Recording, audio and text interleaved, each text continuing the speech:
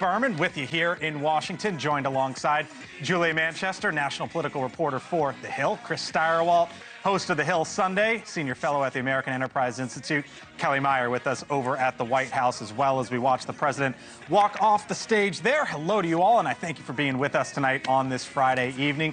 Julia, this was sort of a reversal for the president, because at one time he said, you know what, I'm going to block this Nippon Steel deal. Now they're framing it as a partnership, and we see him there in Pennsylvania this evening. Yeah, Blake, and it's once again something President Trump can point to and say, look at how I negotiated this deal. And you actually have even Pennsylvania Governor Josh Shapiro, a Democrat, I might add, talking about and praising how he worked with President Trump as well as Republican Senator Dave McCormick to really reach this deal. So definitely, I think, a good environment for the president there in Western Pennsylvania this evening. This is very much, I don't want to say home turf for him, but he's comfortable in this area. This is his base, his blue-collar base. This is a part of Pennsylvania that he is really, targeted in past elections. He has a lot of support there, and this is something he can, certainly push through. Now, of course, this comes amid a lot of legal questions about his tariffs going forward. Of course, we saw earlier this week, the International Court of Trade put a halt on those tariffs, but this is a victory. Chris, I remember during the campaign, President Biden said, I am blocking this deal. Then candidate Trump said, I'm blocking this deal. Yet here we are today. It's another mile marker on the remarkable shift in the Republican Party leftward.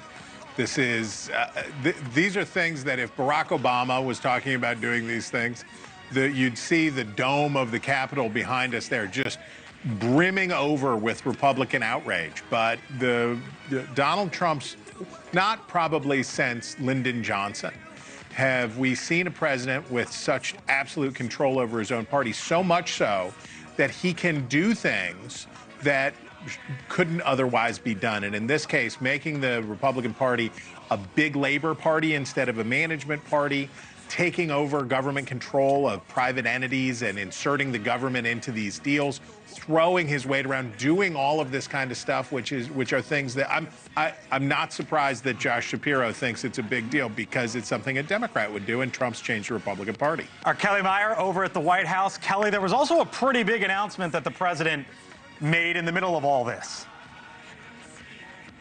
Yeah, doubling those steel tariffs on foreign steel coming in from 25% to 50%.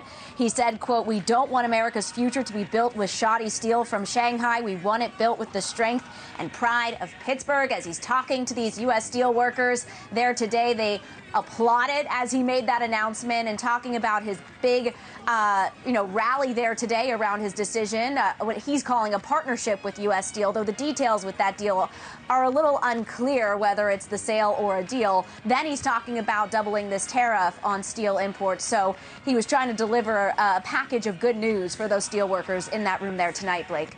Thank you for watching. Subscribe below and download our NewsNation app right now on your phone, and you will get fact-based, unbiased news for all Americans.